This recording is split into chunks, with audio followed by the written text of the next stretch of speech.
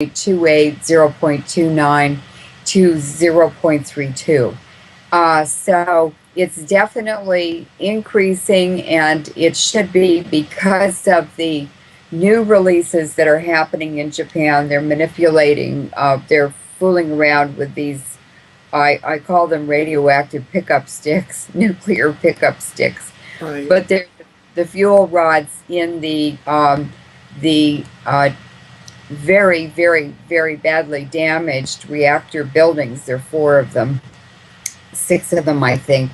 Sorry, at the Daiichi plant, which is one of about 55 in Japan. So the readings are increasing here. Now, another very, very serious issue is the tsunami debris field, which is the size of the state of Texas. And that is all of the houses, the trucks, the buses, the cars, the boats, the fishing lines, school playground equipment, you name it, it's in that debris field that has been slowly crossing the Pacific Ocean for 2.5 years. So it's washing up on our shores now, and that is why China announced this week that they would no longer accept any food products from the west coast of North America, and that's including Alaska, Canada, and the U.S., and it should have been extended to Mexico because the Mexican coastline and the Sea of Cortez, which is between Baja California and the mainland of Mexico, that extends up into California, but it's a very long, narrow peninsula down in Mexico. That has had radioactive fish. There has been conjoined twinning, which is a result of radiation exposure in the uterus to animals and to humans, and it also is happening in plants. So we have a lot of symptoms. We have a lot of confirmation and affirmation that this has been a very, very, very devastating, extremely dangerous, and it's really threatening the entire biosphere of this planet, with every living thing included in what I call a deliberately planned, executed, and strategically carried out nuclear war against humanity. There's absolutely no other way to explain it. It's not an accident. And I've made a list of the foreshadowing events since the 50s that support my contention that this is a man-made disaster.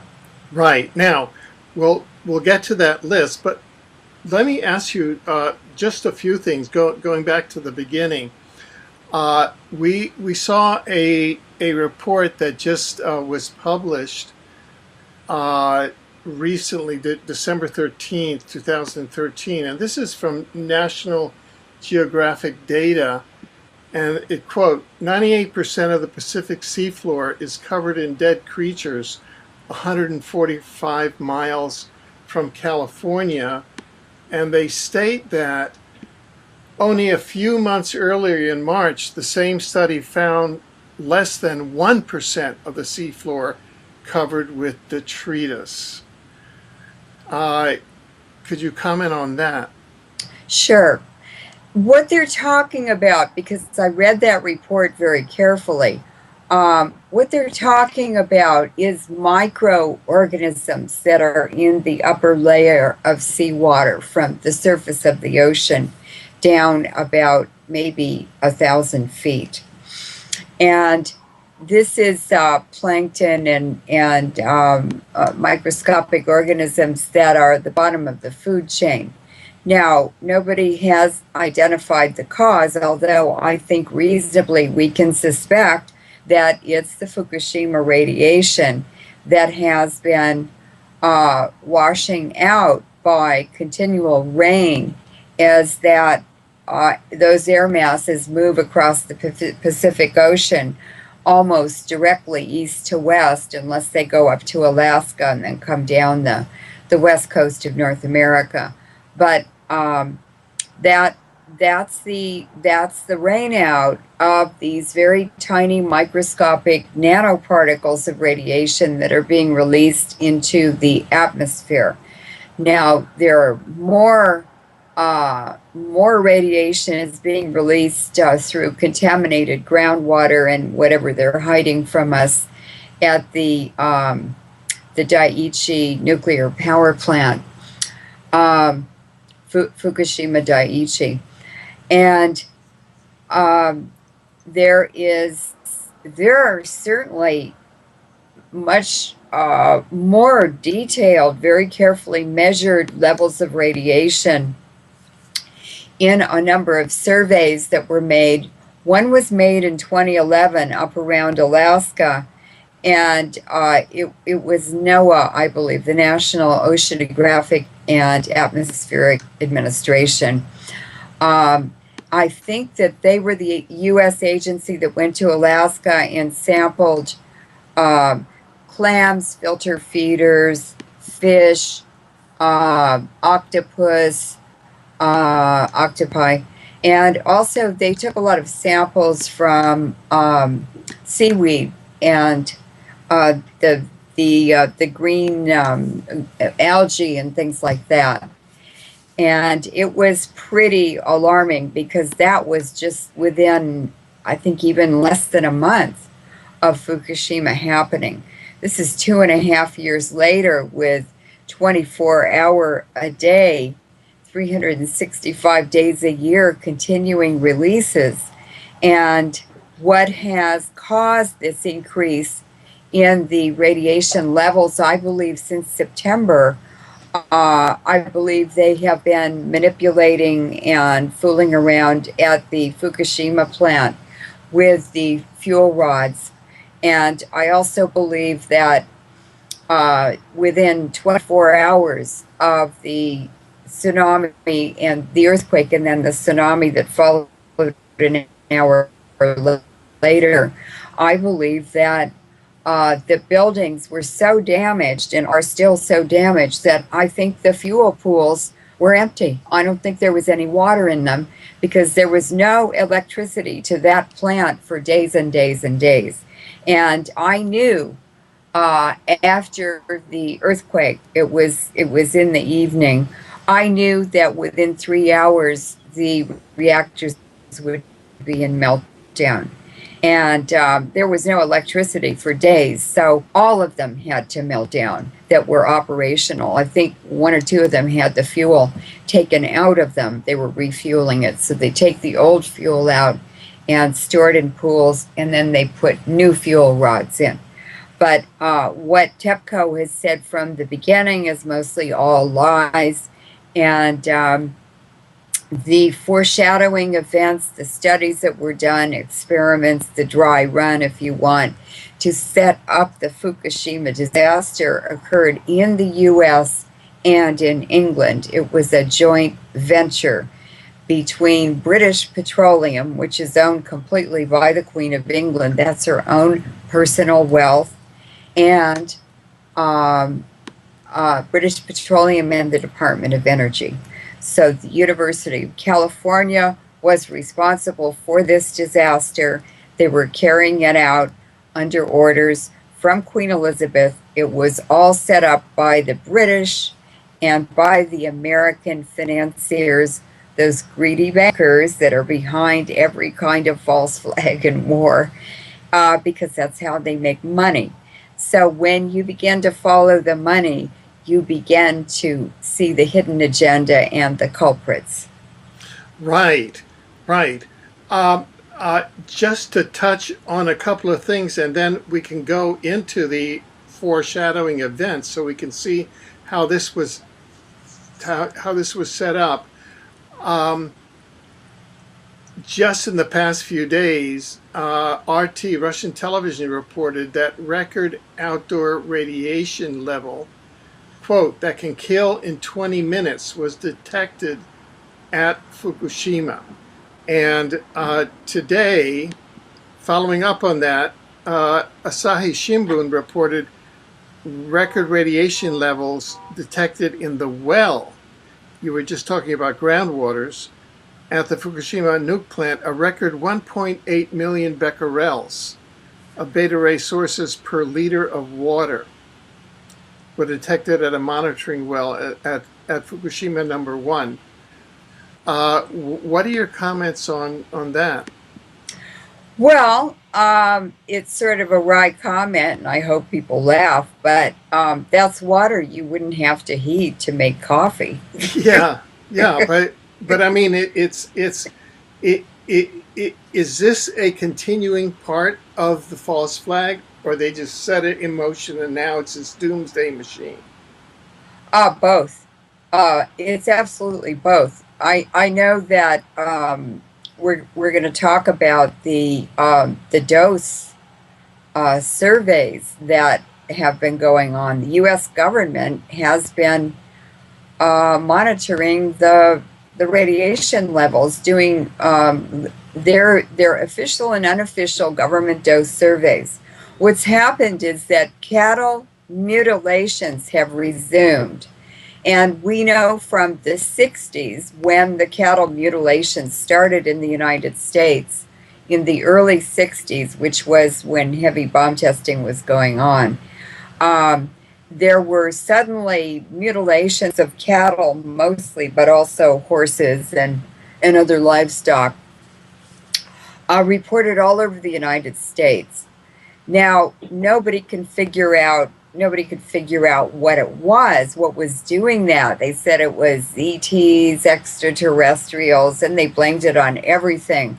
But some of the farmers whose animals had been slaughtered, and parts of the odd, strange parts of the body were always missing from the dead, mutilated animal. And a lot of them smelled like formaldehyde, but there were no truck or car tracks. There was no indication of who it was or how they got there, because there was no evidence, no forensic evidence that anyone had even been there by driving. Well, a sheriff and some country folk in one of the Midwestern states, in a real small town, were at the local airport, mostly used by private planes. And this big black helicopter was parked there with no numbering or symbols or ID numbers or anything on it. So the sheriff went up because there'd been local mutilations happening and reported, and he wanted to know who they were. It turned out they were U.S. Army. And it's been the U.S. Army in these big military helicopters, unmarked, that have been doing the cattle mutilations all over the U.S. They always take the eyeballs, because the eyeballs have the lowest intake or uptake of radionuclides of any part of the body. They always take certain organs. They always take the rectum, so that they're measuring the contamination as the food waste exits the body. They were taking samples in the lungs, some of the reproductive organs. Very, very strange way of sampling, and always this formaldehyde smell. So one day I was talking to an anti-nuclear activist. This is one who was doing it in the 60s. And he and a friend hitchhiked across the U.S., and they were visiting other anti-nuclear activists around the nation and going to their offices and talking to them and sharing information. And he said, I walked into this office, I think it was in Colorado, and he looked up on the wall and he saw this stick pin map on the wall with all these stick pins in it. And he said to the activists there, "What is this map about?" And they said, "Oh, this is a stick pin map of all the cattle mutilations that we've been able to track. And and these are the stick pins for the nuclear facilities. And if you look carefully at that map, all of the cattle mutilations are downstream from nuclear facilities." So that pretty much cinched that it was the US government and probably the military in most cases that was doing the sampling. Those mutilations kind of slowed down and stopped for the most part in the 70s and 80s, but they're ramping up again. And not only that, Cheney, Vice President Dick Cheney, sent a French reporter named Ficino, who had no background in radiation. He didn't know anything about depleted uranium. So Cheney hired him and sent him to Iraq after the Iraq War, and had him take samples all over Iraq, soil samples and water samples and air samples, to determine what dose the Army, the US military, had delivered to Iraq at that time. And then, of course, that is all massaged, all that data is massaged. And then Cheney and Bush would order more carpet bombing, more mini nukes, more depleted uranium bunker busters, whatever missiles that he wanted to use to increase the dose. Now, what happens is they were deliberately, permanently contaminating Iraq, also Afghanistan, also Lebanon, also Gaza, also many other countries and regions. And that is permanent contamination, which will bring long lingering illnesses, decreased viability in the children born in these contaminated regions, and just an overall decline in productivity. In fact, Chernobyl was deliberately engineered, executed, and carried out as a false flag. And an Indian admiral told me this, the father of the Indian submarine, Admiral Vishnu Bhagwat. He said, "I inspected nuclear power plants all over the Soviet Union." And he said, "There is absolutely no way that Chernobyl was an accident." He said, "I've been in all those reactors." And he said, 12 levels of safety measures have to be dismantled in order to carry out an accident like Chernobyl. It was not an accident. And the reason they did it is, and the US was involved, is to lower the productivity of the Soviet Union, bankrupt it, and then carry out the transformation of the Soviet Union to I don't know if you want to call it democratic Russia, but under Putin, it's certainly a different place to live now. Right. Well, it also has radiated Eastern Europe, France. I mean, all of that area. It's completely globally mixed in 1 year. This entire planet, every living thing on it, every place, on every crack and corner and cranny on this planet is now contaminated from Fukushima. And every day the levels are accumulating. It's the cumulative effect. And for instance, for one of the plutonium isotopes, it will be radioactive at significant amounts for the next 100,000 years. Now, let me read a couple of statements and see how you would react to them. Number one, that the U.S. government ordered Japan to remove the fuel rods at Fukushima, thereby exacerbating this disaster. Number two, that TEPCO is getting orders directly from BP through the Department of energy, uh, i.e., that the U.S. has really been the prime mover of this global radiation genocide through Fukushima. Are those statements that you would agree with, or? I would agree with all of the statements, but I'd like to comment on the Okay. last two comments that you Yeah. made. Number one is that this is Queen Elizabeth and British interests taking back the colonies and the former colonies. So the United States is a former colony of Britain, and the British have never forgiven or forgotten the U.S. Revolution, which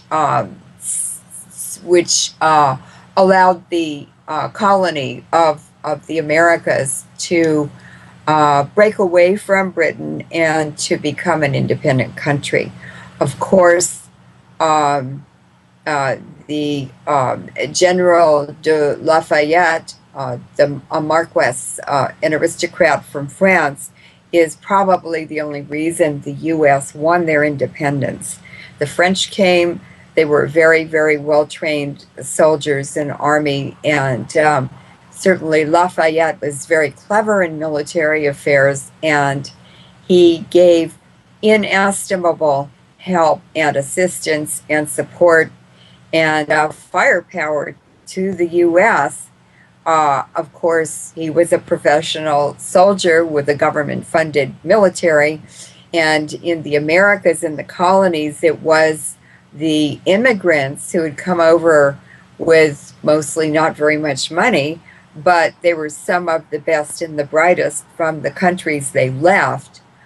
They were the strongest to be able to leave and come to a new country and set a whole new life up for their families. And so um, the French really did help us to break free. But I'm sorry, I forgot what your last two comments were. Well, yeah. What I'm saying is that number one, that the U.S. government ordered Japan to remove the fuel rods, i.e., this event happened, and then the fuel rods were removed, but it was the U.S. that ordered Japan to remove the fuel rods, Okay, and yes, that and that behind all of this, TEPCO is getting its orders from British Petroleum through the U.S. Department of Energy, i.e., behind everything, it's the British pulling the strings. it's always the British, and I just like to remind people, if they don't know why the sun never sets on the British Empire, the answer is, who would trust an Englishman in the dark? I think most countries and colonies and former colonies would laugh their heads off at that joke, but it's not such a joke. Um, the British uh, began setting up the Fukushima disaster in the 1950s. It may have even been in the 40s. Certainly, Bertrand Russell, who was a well known Englishman, but probably the most dangerous man in the 20th century, was lecturing at Oxford in the 30s, talking about the depopulation agenda that they had planned and the sterilization globally of 95% of the males and 60% of females. Um, it's an incredible statement, but it's in his book. His lectures were published in a book in the 50s called The Impact of Science on Society by Bertrand Russell. They were simply his lectures from Oxford in the 30s, and he said right in the book, in that lecture that he gave in the 1930s, that that's what the plan was. So he was always a part of the world order, New World Order. He has always been a part of Dope Incorporated, the global drug economy, which is behind a lot of the wars, Vietnam, World War II. Many of the wars that we're fighting are about supplying drugs to the this illegal economy that's 5 times bigger than the legitimate global economy. So there are huge amounts of money involved. And basically, it's a death culture. They are not Christian. They're not real Jews. They are Satanists, and they worship Isis, the death cult of ancient Egypt. Um, it's bizarre. It's a bizarre agenda. It's an unbelievably, horrifically cruel and unprecedented and illogical agenda. But these people have been inbred for so many centuries to keep the money in their families that basically they're clinically insane. They're narcissistic, they are psychopaths and sociopaths, and they do the same thing to their own people. Let's start now with the foreshadowing of Fukushima, starting in 1954 with Yep. Windscale Sellafield and going through all of the steps how this global genocide was set up. Well, in what some people would call the pro-nukers, the miracle of the atomic age, the development of nuclear technologies began in earnest and well-funded in World War II, when the U.S., England, Canada was also involved in other countries in developing a nuclear weapons capability. The Manhattan Project was um, the the name of the project in the United States carried out by the U.S. government. Um, the these I'm sorry, I'm having trouble remembering. Well, i.e., in 1954, Oh, right, there was a UK study to set up oh, Fukushima through right, Sellafield in yes. the Irish Sea. Yes, so what happened is England wanted a nuclear weapons program too. So they set up two Magnavox um, reactors in Cumbria, which is just a little bit north of Wales, on the Irish seacoast, on the Irish Sea, opposite Ireland. And they began producing. Uh, they were making plutonium for their nuclear weapons program, but it seemed like they were making an awful lot, and they were deliberately dumping it into the Irish Sea. This is for decades. They're still doing it. And I wrote an article, Global Implications of Sellafield, in about 2006, I think. And I ended up getting my face slashed for writing that, because I exposed Windscale was the name of that facility until they had a horrific fire and accident. And so it was changed to Sellafield to shed the bad implications of the name Windscale. And the British were producing all these fission products and radiation and dumping them into the Irish Sea. Well, some of the organizations that do volunteer organizations in Scandinavia, Northern Europe, and other countries that monitor radiation spills and accidents around the world, they began measuring and doing extensive sampling. Very expensive to do that, but they had a lot of money and support from the public.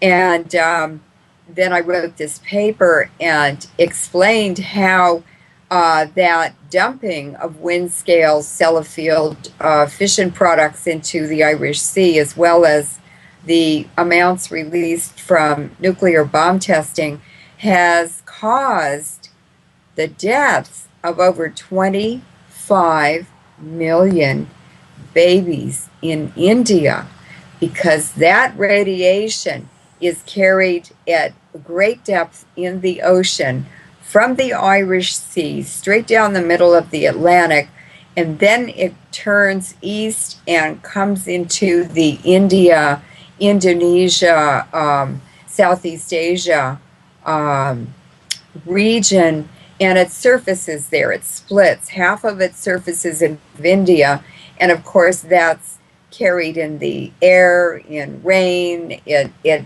comes in the sea spray on all around the shoreline of India, and it caused the deaths of 25 million Indian babies. The other half of that is called the Great Conveyor Belt. It controls all the weather on the planet. It travels at 5 miles an hour, and the other half of it stays at depth in the Indonesia, Southeast Asian area, but it moves into the Pacific and loops around the top of the northern part of the Pacific and surfaces there. Then it comes back down to the equatorial region, and it goes through Southeast Asia and back up the Atlantic again. So it's just a big conveyor belt loop that moves water and heat and other nutrients and so forth around the oceans. So that is what the British were doing, and they were, of course, studying the dose effects on India as well as regions, including the United States. So, yes, the British are behind this. Now, they have used British petroleum because, remember, the Queen of England is a sovereign queen. She owns all of the mineral wealth, all of the mineral rights, all of the people, and all of the land in the Commonwealth, which is 27 countries and numerous territories and islands. And she gave President Obama, 2 years before he ran for president and won the first time, she gave him $500 million for his election campaign. Foreign donations are illegal in the United States. She also gave the Lawrence Berkeley Laboratory, where the Manhattan Project started, and where Dr. Stephen Chu, who won the Nobel Prize at Stanford for solar and alternative energy, he was the director, suddenly appointed the director of the Lawrence Berkeley Lab, where basically it's the home of the Manhattan Project, more or less. He was made the director and then almost immediately received $500 million from Queen Elizabeth to transform the Lawrence Berkeley Lab into an alternative energy research lab, research park. They're privatizing it now, and the university. So it's going to be her university, her state of California, her research park, and of course the American people will pay for all of that.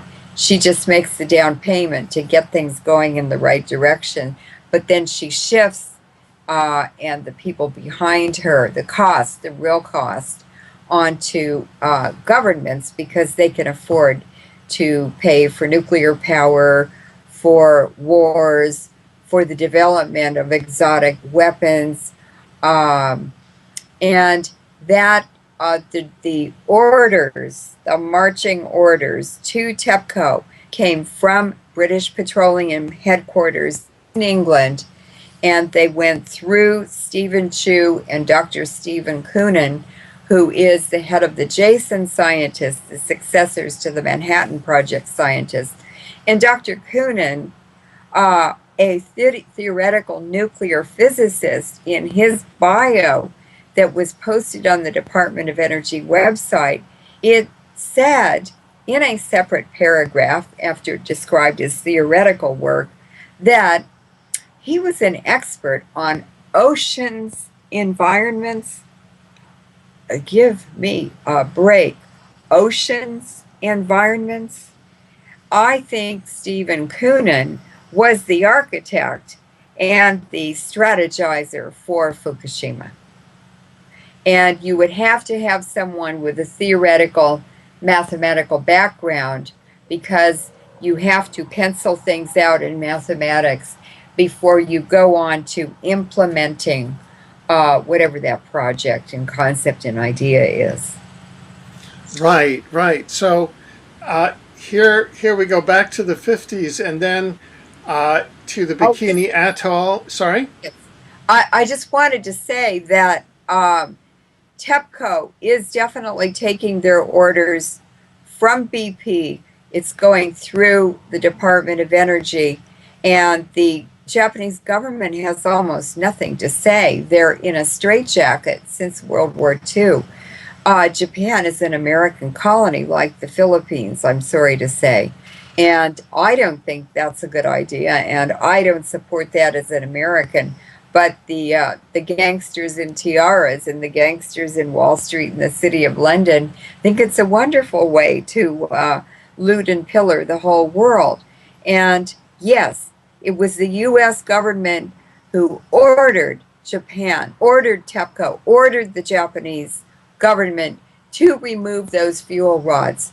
That is a guaranteed disaster coming our way, going to contaminate the whole planet globally before this is over, and it's going to be far worse than what Fukushima has released already. So that the whole process of moving the fuel rods from inside to outside, with the cranes collapsing in the daylight outside the reactors, looked like it was foolhardy, but in fact, it was part of the design sabotage to create this radiation event. The Obama is going to earn that money that Queen Elizabeth gave him. Nothing's free with her. By liquidating the United States. And our president and his wife and his daughters left the United States and went to the southern hemisphere for 2 weeks while Fukushima was happening. He doesn't give a hoot about the American people, about his oath of office, about anything. He's just interested in doing what he's told to do, and as efficiently as he possibly can. Well, now there's sort of two directions that we can go here.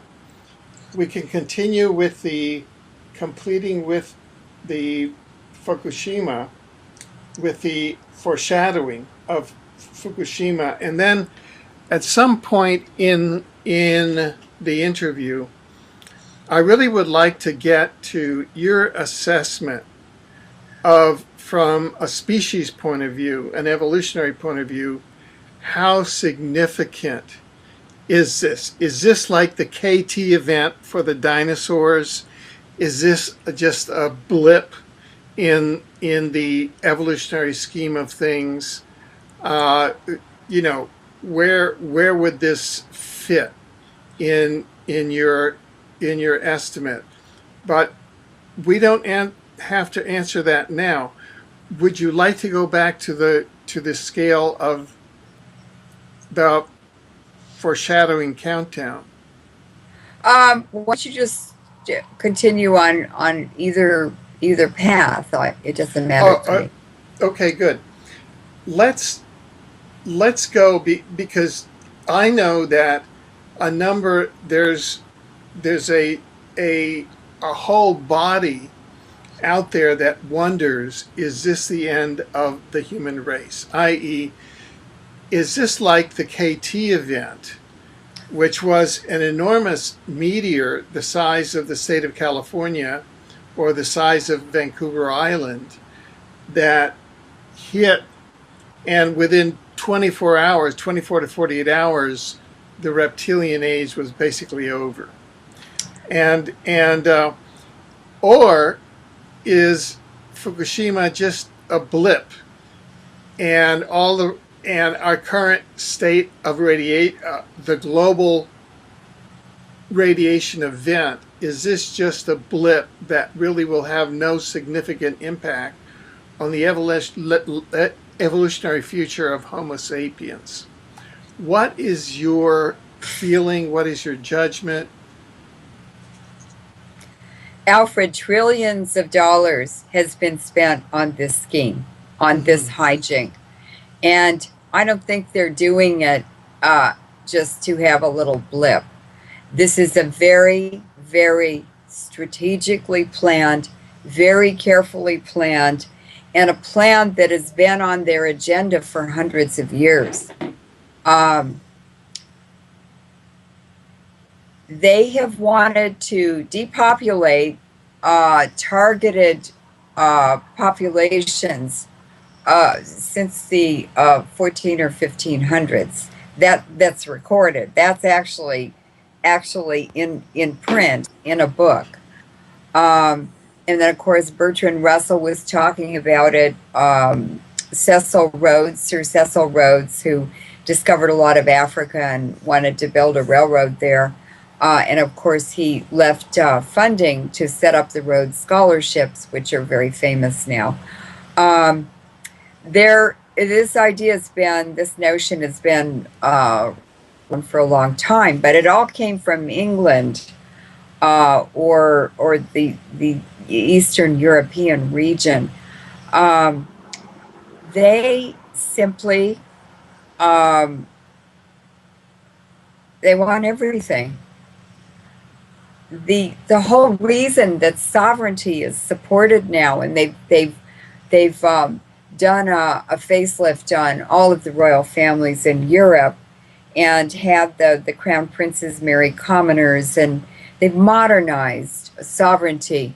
But the reason is because when they have sovereign leaders like Queen Elizabeth, like the sultans, the Gulf state sultans, who control a lot of the oil resources, with the sovereignty comes ownership of all the people, the citizens, and the land, and everything. They're absolute rulers.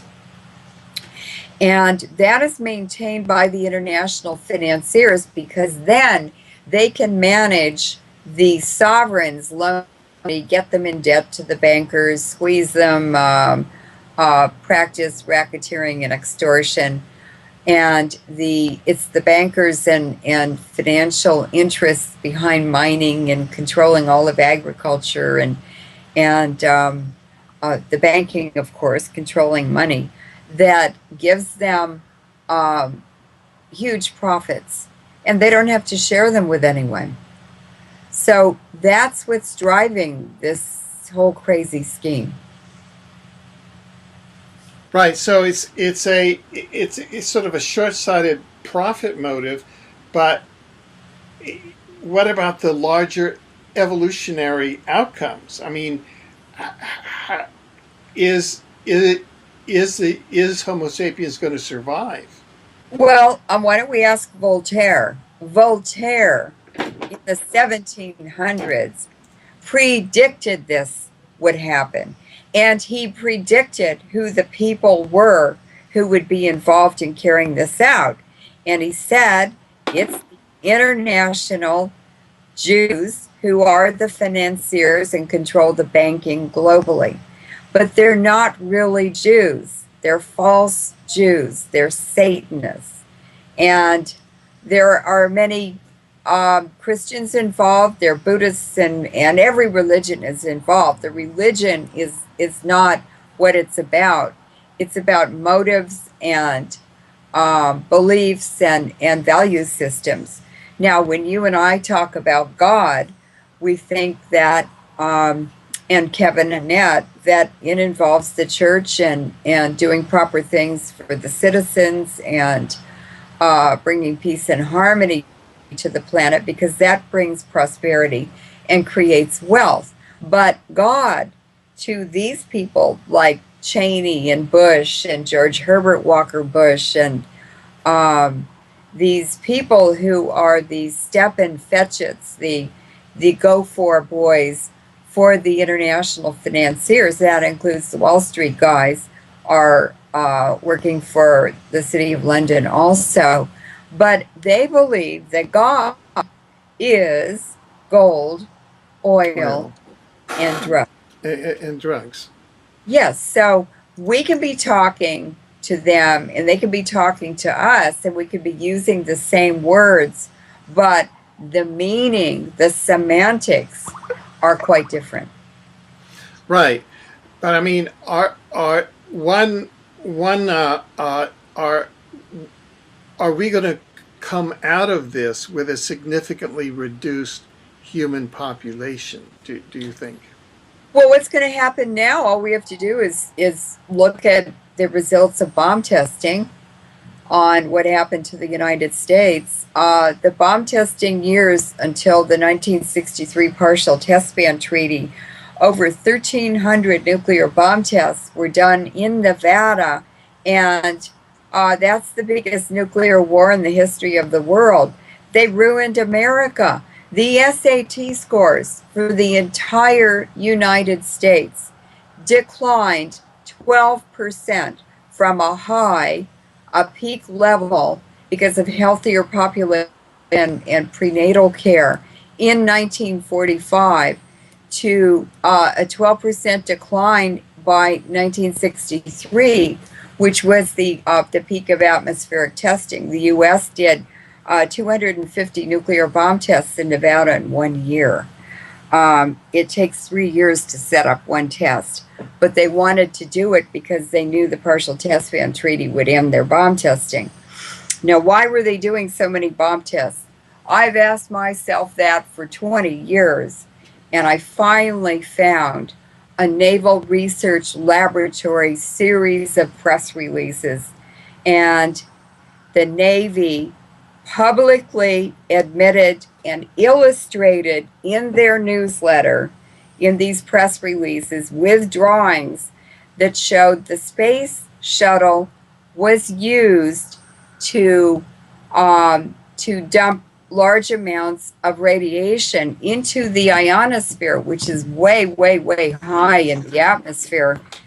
So they couldn't get up there anyway, except using sheer bombs up into the atmosphere, high atmosphere, into the Earth's magnetic field, the Van Allen belts, or by sending the space shuttle up there and releasing the radiation through the exhaust manifold of the space shuttle.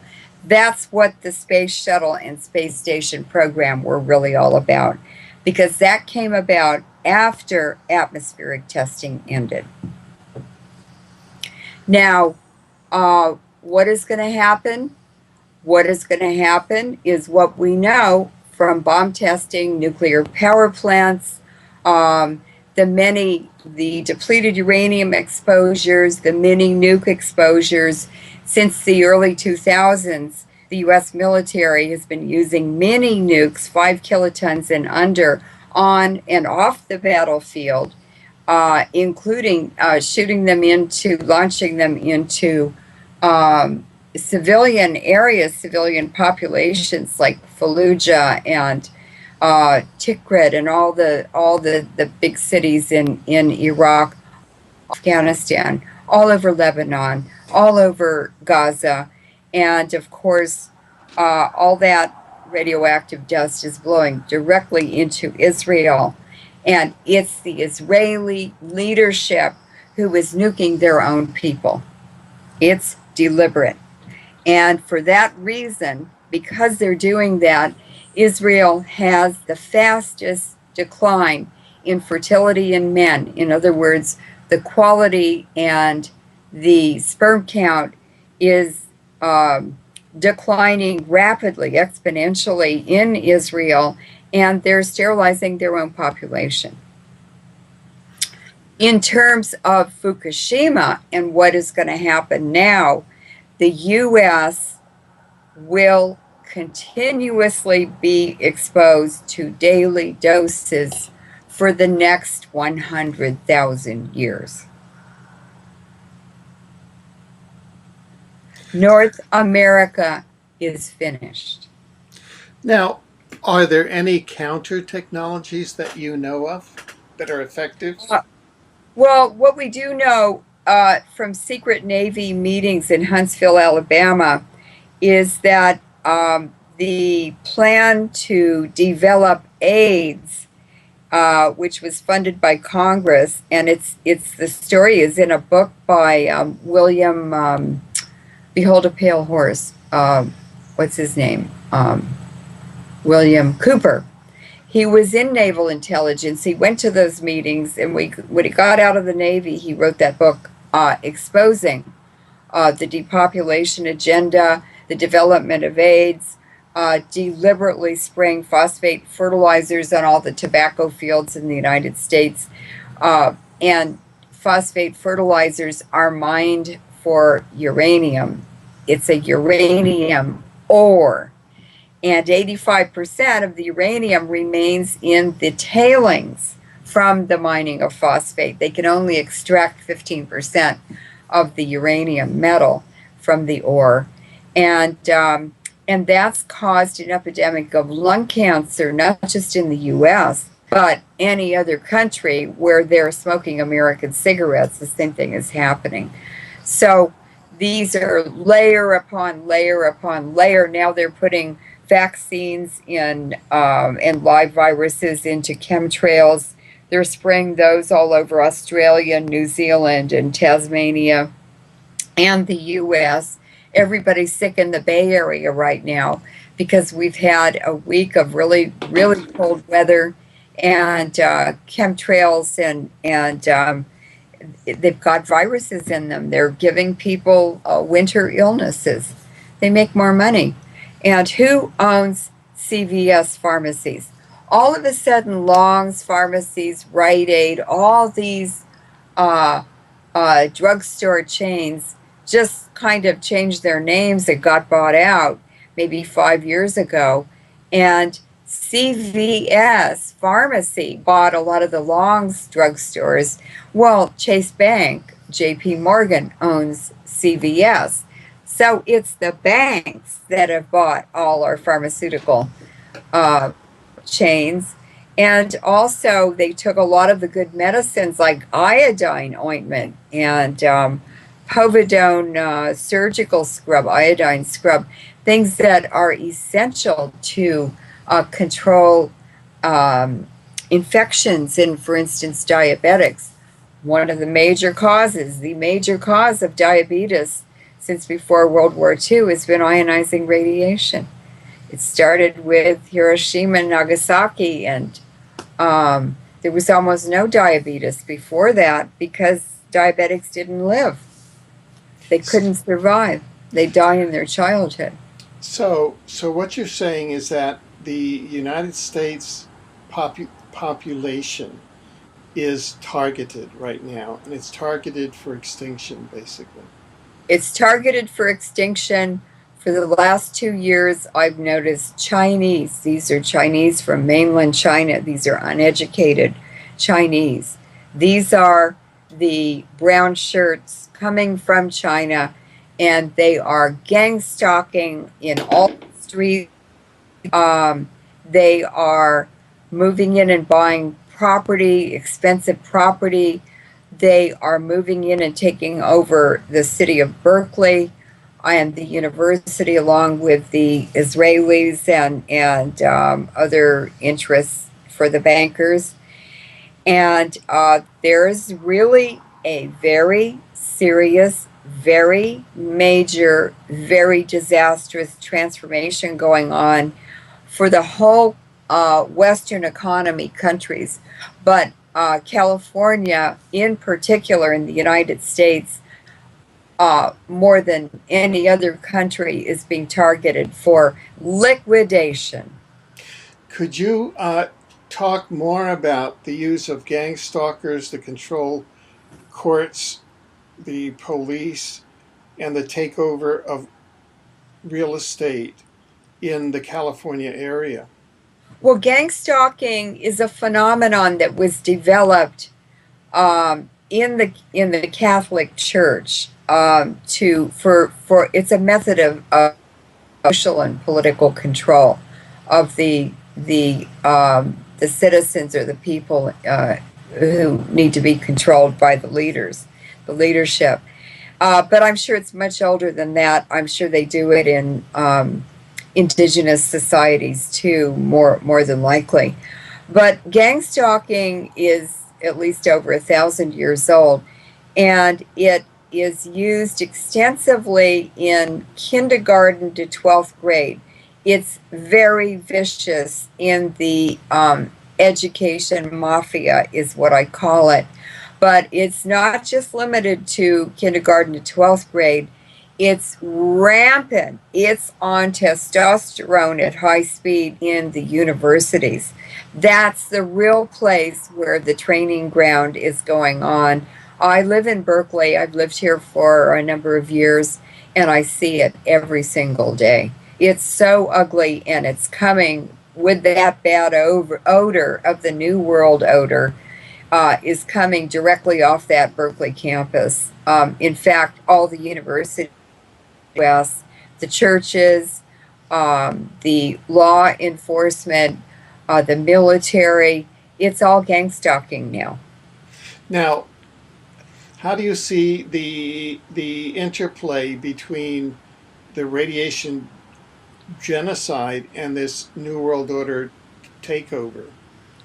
Well, the transformation that's going on now is the international financiers are dumping the Western economy. The U.S. is a little over 235 years old. The HAARP was turned on by the Soviets on July 4th, 1976, which was the 200th anniversary of the United States as an independent country. So that was a harbinger and foreshadowing right there. And of course, Fukushima was caused by HAARP, triggered by it from Tromsø, Norway HAARP facility. So the takedown of the U.S., of the Western economies, absolutely could not have been carried out without the HAARP global weapon of mass destruction system. And the convenient depopulation agent is radiation. So they're going to use HAARP to cause things that look like natural disasters in order to release huge amounts of radiation, and everybody thinks it's a natural disaster. Well, it's not. It's the intelligence agencies that are all working on the same page together with organized crime globally. And the ruling elite always stand on two legs. One leg is the military, the other leg is organized crime. So here we see the takedown, the liquidation of the Western economy so that the international financiers can pump China and the Southern Hemisphere, South America, the Caribbean, which is very mineral rich, and the Africa, but they're not colonizing them. Because colonizing them means you have to provide an infrastructure, education, things like that to the colonized people. But what they're doing is just going in and destroying the country, the people, the environment, and just absolutely raping and ruining and looting everything, but especially the natural resources. What do you see as a near-term future for the United States in this scenario? Well, Bertrand Russell said it. He said we're going to expect the 5% of fertile men to breed with the 40% of fertile women that are left after our infertility program is carried out, and any country doing this will have superior military advantage because those 40% of women who still remain fertile will be expected to produce children from the age of about 20 until they're 40, and that will be cannon fodder for our wars. That's all we need them for. Right. So you have a fairly dark view of the future then. Well, no, it's not dark at all. That was Bertrand Russell's Yeah. own words. Yeah. I'm But just I'm just saying though he's part of the New World Order, and yeah. that's what he was saying in the 30s, and that's what's happening now. Yeah. Yeah. Do you see any way that the New World Order plans will fail, or do you think they're going to be implemented? Well, I like what Putin said. You know, he's a gangster too, but he's just the head of the gangsters. And he's a very smart. I respect him because I think he's one of the best leaders in the world today. He just told us to be no war in Syria and bomb his chicken anyway. So he just put his big stick down and passed it on to Congress because he didn't want to start a war all by himself. And Congress said, hell no, we're not going to vote for a war in Syria. We don't know what the outcome will be. It'll end up being a World War III. And the British, for the first time in 200 years, the British Parliament voted no on a war with Syria. That's unheard of. It's unprecedented. Right. Right. So See, the British don't want to pay for any of the military adventures because it bankrupted them in the 1800s. They were all over the world having wars and battles all over the yeah. world, looting countries and assassinating people and killing huge amounts of population. But it bankrupted England. So they're conveniently they pumped the United States, and now they're dumping the United States, and they're liquidating it and using the U.S. as, and the U.S. has to pay for it. Yeah. Now, I've heard it said, although I haven't uh, seen actual documents, that with China being the largest creditor of the U.S., that China can actually, if the U.S. defaults on China debt, the U.S. China can actually collect on private properties in the U.S. Is this part of a strategy? Oh, that agreement's already, it's a treaty that's already been signed, an agreement that's already been written and signed. I mean, that was in the works long, long ago. It's just part of the whole liquidation setup. But yes, in the last U.S. bond sale, China didn't even attend. And so after that, Obama signed a treaty with the Chinese that if the U.S. could not pay the debt, repay the debt to China or service the debt, that the Chinese and any any property that's being foreclosed on, the Chinese can just take it. It's theirs. Well, No process, no court process, no nothing. It's yeah, it seems that then it's China would be exercising eminent domain over the U.S. Is that's that what what they're you're saying? doing. Well, Yes. then there's no more U.S. Sovereignty over the U.S. if that is true. That if that is true. Now the way to determine whether that's true or not is to see what happens in the courts. And if the federal courts and the Supreme Court uphold that or challenges to it, then we'll know Yeah, whether the courts are working or not. But the courts are all that's totally that's a total racket. The whole judicial system is all infiltrated. It's obfuscated. It's compromised. And I was very, very shocked when I read the rules on judicial conduct for all judges in the state of California. And one of the rules is that they're not allowed to join organizations unless it's a military organization because that's exempt. But they were also encouraged to join youth organizations. And I mean, the language of this judicial rules of judicial conduct is very clear. It said that judges can become members of youth organizations, disadvantaged youth organizations, so that they can have intimate contact with the youths in the organization. Now, that is pedophilia. Right, right. So that this, Pedophilia runs the courts.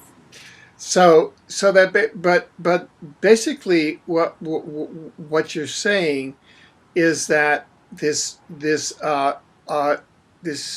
disintegration of the structure and sovereignty of America has been going on for a long time, principally through implementing a radiation genocide, starting with nuclear testing.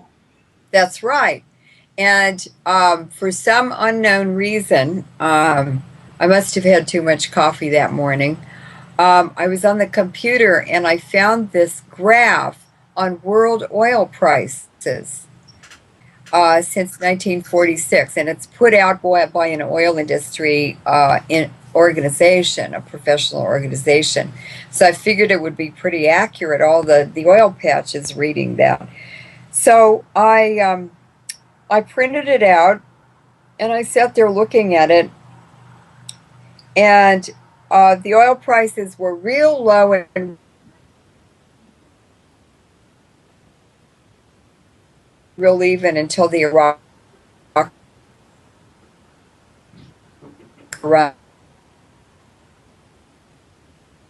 And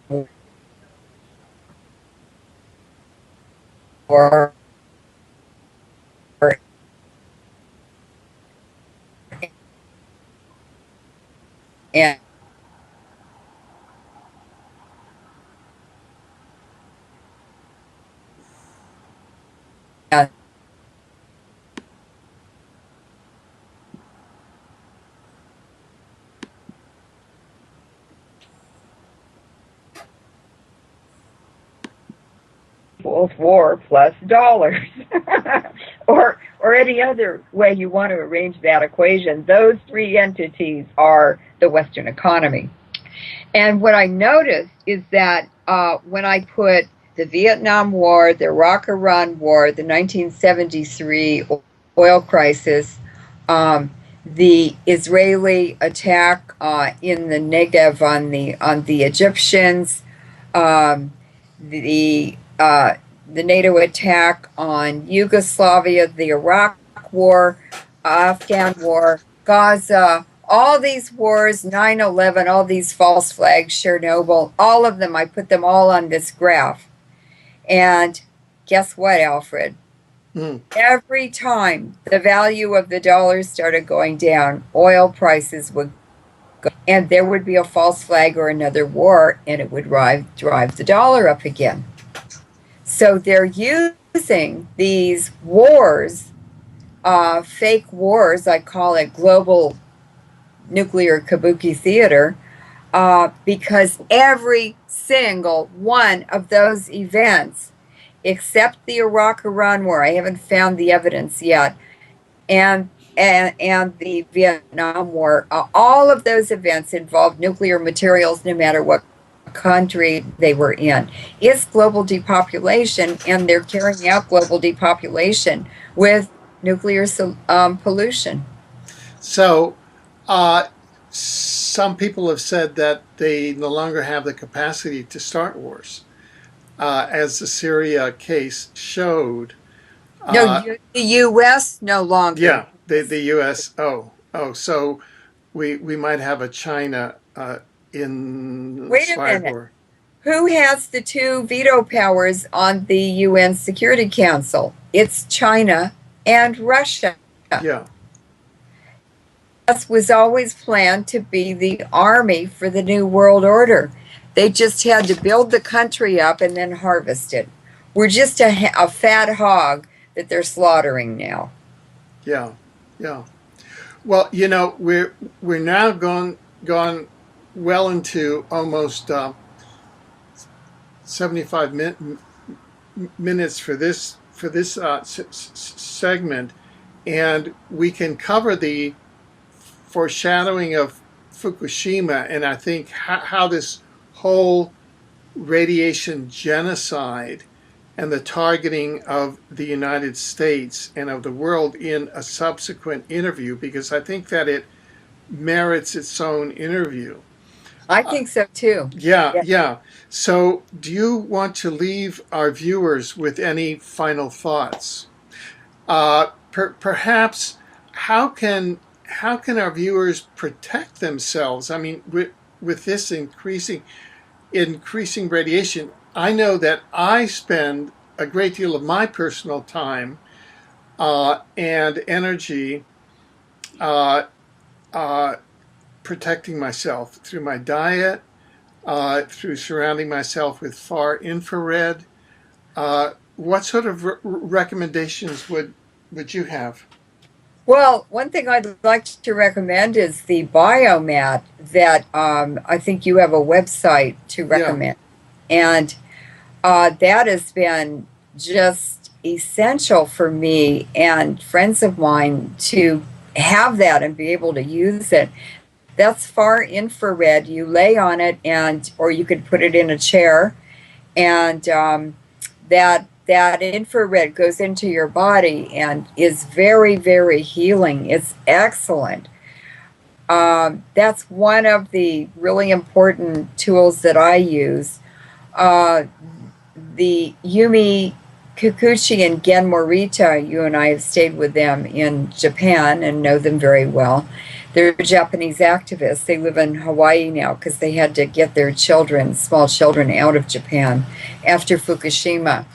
But they told me one of the doctors they know in Fukushima Prefecture told them that he made his family members and everyone who works for him and any friends he could convince to go on the macrobiotic diet, which was developed for the Hiroshima and Nagasaki survivors, and it kept them alive and healthy.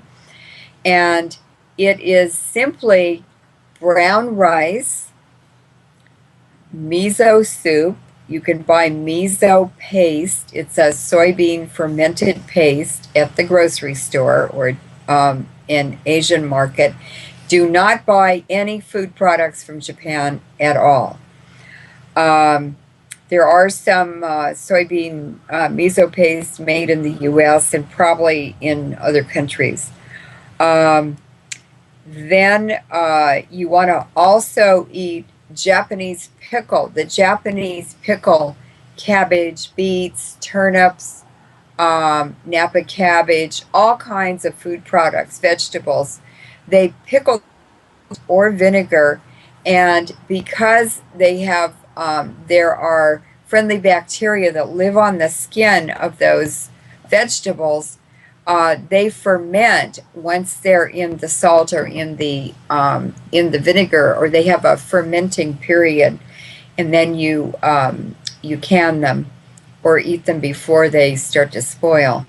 And that fermentation process improves the nutritional value of the vegetables, and then you can eat them in the winter too when your garden isn't producing. But that combination of brown rice, miso soup, and the Japanese pickle, as well as umebashi, which is a salty plum paste with a special leaf from a tree in it. Those four things will keep you alive and healthy. And by the way, it tastes really delicious. It's very simple food, but it's very nutritional, very easy to make, and there are on making Japanese pickle that are in English. There are also places on the internet where you can download recipes, and I will be putting them on my website when the website is operational. We're building it right now, but it should be ready really soon. And people should eat root vegetables. The radiation penetrates generally about 2 centimeters. That's the upper dust level on the soil surface.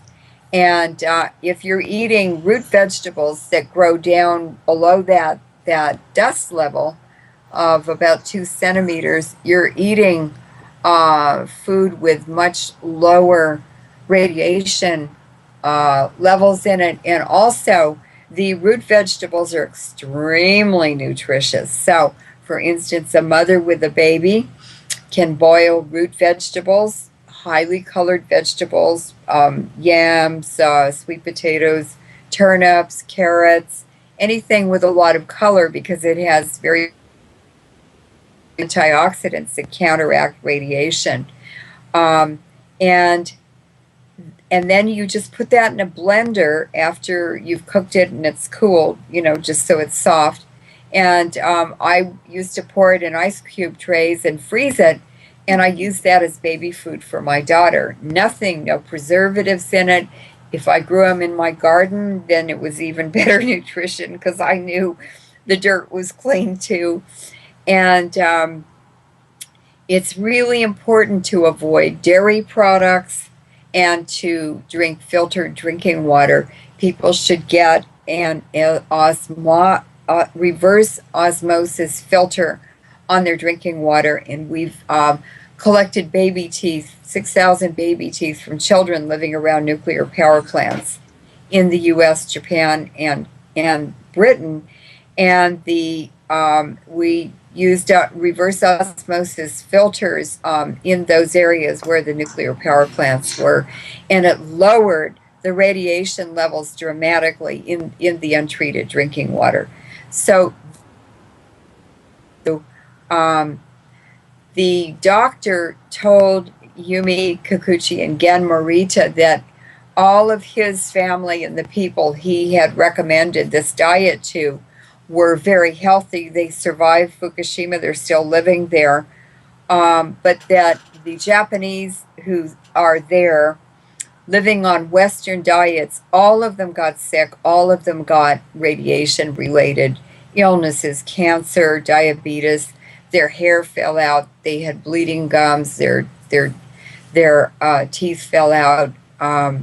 It's just so serious now. People have to have reverse osmosis when the radiation levels. Everybody needs a Geiger counter. I want to recommend the Gamma Scout Geiger counter, which is a German Geiger counter. That's the best one that I know of. Here it is. Just a great Geiger counter. You can measure sieverts, becquerels. You could program it to take at whatever interval you want. And then right here is a little door. You open it, you put your cable into it, and this has a computer in it. You can save like 6 months of data, and you download it into your computer. It comes with a software program, and that crunches the data and gives you the data sheets, which are court admissible. People don't make mistakes with Geiger counters measuring radiation. It's the Geiger counter measures the radiation and records it. So it's getting harder and harder now. Some of the airlines are banning Geiger counters or air monitors on airplanes. This is making officials very, very nervous. I want to just bring up one thing and caution people. Political honorology is something that people should be reading in order to understand this. And this is a book written by a group of who wrote it during the Soviet era in Poland. They had to burn it. They got a notice that the secret police were coming to take all the books away. They threw it in the fireplace and burned it. And they moved to Russia, the Soviet Union, where they rewrote it. The same thing happened. They had to burn it. And one of them survived and came to the United States. He rewrote it in his 80s for the third time.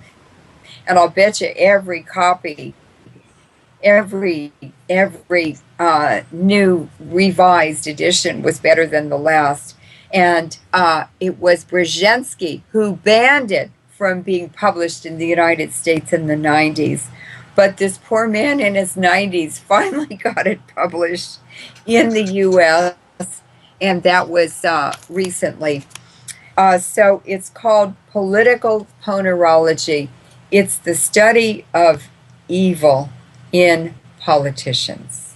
Ponerology is evil. You can also study just plain evil in certain groups, but this is about the politicians who are all caught up in this evil crime, and they're the ones making it happen.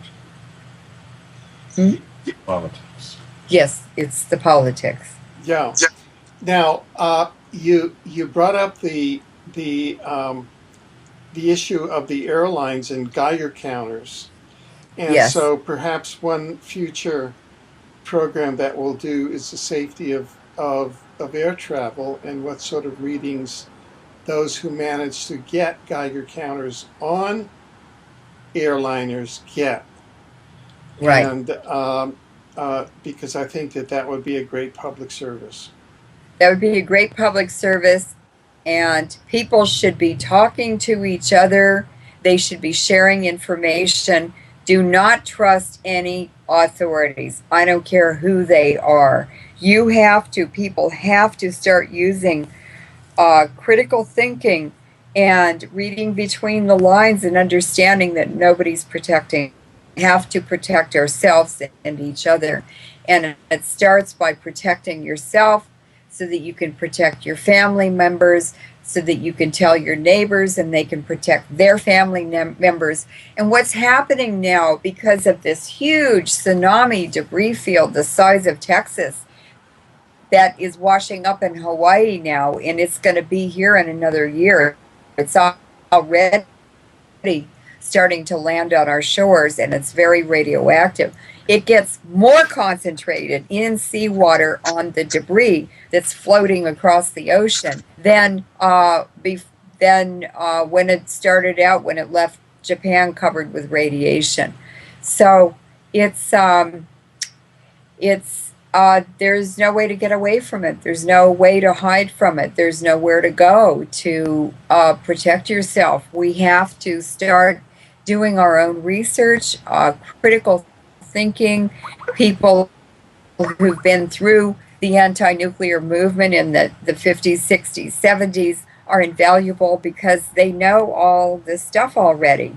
There are so many young people and young mothers, and I feel terrible about them. And I went Christmas shopping last Christmas, which was a year and a half after Fukushima, and I could not believe all the babies with very obvious birth defects of the eyes, Down syndrome, dwarfs, toddlers that are 2 years old and they're this tall. They'll never be taller. So there's no choice. We have to do our own research. Thank God we have the internet. We have libraries still. They're going to take those away from us too. And we just have to come together and start being really real and really basic, because there's no path through this except good conduct, right conduct. You have to be honest. You have to be spiritually clean. You have to be conservative with your resources. Manage your resources. Be very careful with them. Don't buy Don't buy food that's not good for you. Just go really, really simple. There are many food streams in America. In other words, the poor people go to Pack and Save and these big, huge, high-volume grocery stores that have all the poison GMO food in them. Whole Foods get a lot of their food from the Southern Hemisphere. That is the best place to buy groceries now in the United States because it's food that comes from regions that have the lowest contamination now. Well, on that note of practicality and get grounded. Yeah, get grounded. Get grounded. I think is is the right note as we enter 2014. Thank you very much for taking the time